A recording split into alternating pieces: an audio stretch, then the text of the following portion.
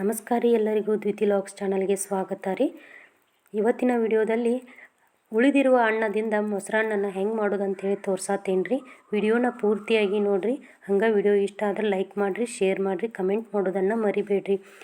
ಒಂದೊಂದು ದಿವಸ ನಮಗೆ ಬೇಗ ಏಳೋಕ್ಕೆ ಆಗಲ್ಲ, ಅಡುಗೆ ಮಾಡೋಕ್ಕೆ ಆಗಲ್ಲ. ಆ ಟೈಮ್ನಲ್ಲಿ ಅನ್ನ ಏನಾದರೂ ಉಳಿದಿದ್ರೆ ಈ ಥರನಾಗಿ ಮೊಸರನ್ನ ಮಾಡಿಕೊಂಡು ತಿಂದರೆ ಆರೋಗ್ಯಕ್ಕೂ ಒಳ್ಳೆಯದು ಮತ್ತು ನಮಗೆ ಈಸಿಯನ್ನು ಆಗುತ್ತೆ. ಮಕ್ಕಳು ಸಹಿತ ತುಂಬ ಇಷ್ಟಪಟ್ಟು ತಿಂತಾರೆ. ಹಾಗೆ ನಮಗೆ ಪಲ್ಯ ಅದು ರುಚಿ ಹತ್ತಲಿಲ್ಲ ಅಂದರೂ ಈ ಥರನಾಗಿ ಮೊಸರನ್ನ ಕಲಿಸ್ಕೊಂಡು ತಿಂದರೆ ರೊಟ್ಟಿ ತಿನ್ನೋಕ್ಕೆ, ಚಪಾತಿ ತಿನ್ನೋಕ್ಕೆ ಖುಷಿ ಅನಿಸುತ್ತೆ ರೀ. ಒಂದು ಸಾರಿ ಹೆಂಗೆ ಮಾಡೋದು ಅಂಥೇಳಿ ನೋಡೋಣ ಬರ್ರಿ. ಇವಾಗ ನಾನು ಉಳಿದಿರೋ ಅನ್ನನ ಪೂರ್ತಿಯಾಗಿ ಸ್ಮ್ಯಾಶ್ ಮಾಡ್ಕೊಳತ್ತೀನಿ ರೀ. ಪೂರ್ತಿಯಾಗಿ ಸ್ಮ್ಯಾಶರ್ದಿಂದ ಈ ಥರನಾಗಿ ಸ್ಮ್ಯಾಶ್ ಮಾಡ್ಕೊರಿ. ಸ್ಮ್ಯಾಶ್ ಮಾಡ್ಕೊಳ್ಳೋದ್ರಿಂದ ಅದು ಅನ್ನ ಪೂರ್ತಿ ಮೆತ್ತಗಾಗ್ತೈತೆ ರೀ. ಅದಕ್ಕಾಗಿ ಈ ಥರನಾಗಿ ಪೂರ್ತಿಯಾಗಿ ಎಲ್ಲ ಅನ್ನನ ಸ್ಮ್ಯಾಶ್ ಮಾಡಿಕೊಡ್ರಿ. ಇಲ್ಲಿ ನಾನು ಗಟ್ಟಿ ಮೊಸರನ್ನ ತೊಗೊಳತ್ತೀನಿ ರೀ. ಒಂದು ಬಟ್ಲಷ್ಟು ಗಟ್ಟಿ ಮೊಸರನ್ನ ತೊಗೊಂಡು ಅದನ್ನು ಸಹಿತ ಸ್ಮ್ಯಾಶರ್ನಿಂದ ಸ್ವಲ್ಪ ಸ್ಮ್ಯಾಶ್ ಮಾಡ್ಕೊಳತ್ತೀನಿ ರೀ. ಅಂದರೆ ಅದು ಎಲ್ಲ ತೆಳುವಾಗಲಿ ಅಂತ, ಅನ್ನದ ಜೊತೆಗೆ ಬೆರೀಲಿ ಅಂತ. ನಾನು ಏನು ಈ ಬಟ್ಲ ಮೊಸರು ತೊಗೊಂಡಿದ್ನಲ್ಲ ರೀ, ಅದೇ ಬಟ್ಲಿನ ಅರ್ಧ ಬಟ್ಲಷ್ಟು ಹಾಲು ತೊಗೊಳತ್ತೀನಿ.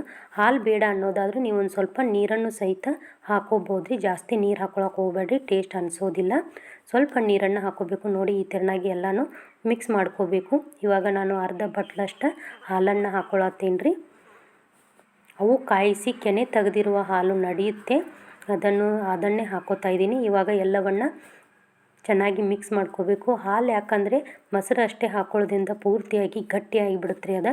ಅದು ರುಚಿ ಅನ್ಸಂಗಿಲ್ಲ. ಅದಕ್ಕಾಗಿ ಸ್ವಲ್ಪ ಇಷ್ಟು ಅರ್ಧ ಬಟ್ಲಷ್ಟು ಹಾಲನ್ನು ಹಾಕೊಂಡ್ರೆ ತೆಳುವಾಗಿ ರುಚಿ ಜಾಸ್ತಿ ಬರುತ್ತೆ ಅಂಥೇಳಿ.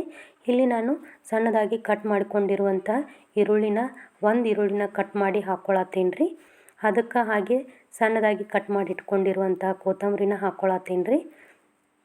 ಇವಲ್ಲಿ ನಾನು 2 ಮೆಣಸಿನ್ಕಾಯಿ ಹಾಕ್ಕೊಳತ್ತೀನಿ ರೀ. ನಿಮಗೆ ಮೆಣಸಿನ್ಕಾಯಿ ಬೇಡ ಅನ್ನೋದಾದರೆ ನೀವು ಪೆಪ್ಪರ್ ಪೌಡ್ರನ್ನು ಹಾಕ್ಕೋಬೋದು ರೀ.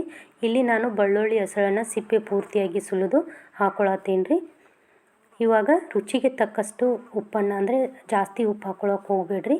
ಮೊಸರು ಹಾಕ್ಕೊಳ್ಳೋದ್ರಿಂದ ನಾವು ಈಗಾಗಲೇ ಅನ್ನಕ್ಕೆ ಉಪ್ಪು ಹಾಕ್ಕೊಂಡಿರ್ತೀವಿ. ಮೊಸರು ಹಾಕ್ಕೊಳ್ಳೋದ್ರಿಂದ ಸ್ವಲ್ಪ ಸಪ್ಪೆ ಅನಿಸುತ್ತೆ ಅಂತ ಸ್ವಲ್ಪ ಉಪ್ಪನ್ನು ಹಾಕ್ಕೋಬೇಕು. ಸ್ವಲ್ಪ ರುಚಿಗೆ ಸಕ್ಕರೆನ ಹಾಕ್ಕೊಂಡೆ ಇವಾಗ ಎಲ್ಲನೂ ನಮಗೆ ಮಿಕ್ಸ್ ಮಾಡ್ಕೊಳ್ಬೇಕ್ರಿ. ನಿಮ್ಗೆ ಬೇಕು ಅಂತ ಅನಿಸಿದರೆ ನೀವು ಒಗ್ಗರ್ಣಿನ ಹಾಕ್ಕೋಬೋದು. ಒಗ್ಗರಣೆ ಬೇಡ ಇಷ್ಟೇ ಆದ್ರೂ ಅದು ಟೇಸ್ಟಾಗಿ ಅನಿಸುತ್ತೆ. ಒಗ್ಗರಣೆ ಹಾಕ್ಕೊಳ್ಳೋದ್ರಿಂದ ಮೊಸರು ಹುಳಿ ಆಗೋದಿಲ್ಲ. ಅದು ಎಣ್ಣೆ ನಾವು ಏನಿರುತ್ತೆ ಅದು ಪ್ರೊಟೆಕ್ಟ್ ಮಾಡುತ್ತೆ, ಹುಳಿ ಆಗದೆ ಇರೋ ಥರ. ಈವ್ನಿಂಗ್ವರೆಗೂ ನಾವು ಇಟ್ಟು ತಿನ್ಬೋದು. ಮಕ್ಕಳಿಗೆ ಈ ಥರನಾಗಿ ಮೊಸರನ್ನ ಹಾಕಿ ಕೊಡೋದ್ರಿಂದ ಆ ಮಕ್ಕಳ ಆರೋಗ್ಯಕ್ಕೂ ಒಳ್ಳೆಯದು. ಇವಾಗ ಬೇಸಿಗೆ ಕಾಲದಲ್ಲಿ ಮೊಸರನ್ನ ಮಾಡಿ ತಿಂದರೆ ಶರೀರಕ್ಕೆ ತಂಪು ಆಗುತ್ತೆ. ನಾನಿಲ್ಲಿ ಒಗ್ಗರಣೆನ ಹಾಕ್ಕೊಂಡೆ, ಇನ್ನು ಕರಿಬೇವು, ಸಾಸಿವೆ ಹಾಗೆ ಸ್ವಲ್ಪ ಇಂಗಣ್ಣ ಹಾಕ್ಕೊಂಡು ಒಗ್ಗರಣೆ ಹಾಕ್ಕೊಂಡು ಎಲ್ಲನೂ ಮಿಕ್ಸ್ ಮಾಡ್ಕೊಳತ್ತೀನಿ ರೀ. ಇದಕ್ಕೆ ಏನು ಜಾಸ್ತಿ ಟೈಮ್ ಬೇಕಾಗಂಗಿಲ್ಲ ರೀ. ಒಗ್ಗರಣೆ ಬೇಕಾದರೆ ಒಲೆ ಹೊತ್ತಿಸ್ಬೇಕು, ಇಲ್ಲ ಅಂದರೆ ಏನಿಲ್ಲ. ದಿಢೀರ್ನೇ ಆಗುತ್ತೆ. ಹಾಗೆ ಆರೋಗ್ಯಕ್ಕೂ ಕೂಡ ಒಳ್ಳೆಯದ್ರಿ. ಇದರಲ್ಲಿ ಸ್ವಲ್ಪ ಫ್ರೂಟ್ಸನ್ನು ಸಹಿತ ಆ್ಯಡ್ ಮಾಡ್ಕೋಬೋದು ನೀವು. ದಾಳಂಬ್ರಿ ಬೀಜನೂ ಹಾಕ್ಕೋಬೋದು. ಹಾಗೆ ಸ್ವಲ್ಪ ದ್ರಾಕ್ಷಿನೂ ಕಟ್ ಮಾಡಿ ಹಾಕ್ಕೋಬೋದು. ನಿಮ್ಗೆ ಬೇಕು ಅನಿಸಿದರೆ ಹಾಕ್ಕೋಬೋದು. ನೋಡಿ ಇವಾಗ ನಮಗೆ ಕಡಿಮೆ ಟೈಮ್ನಲ್ಲಿ ಈಸಿಯಾಗಿ ಮಾಡ್ಕೋಬೋದು ಮೊಸರನ್ನನ.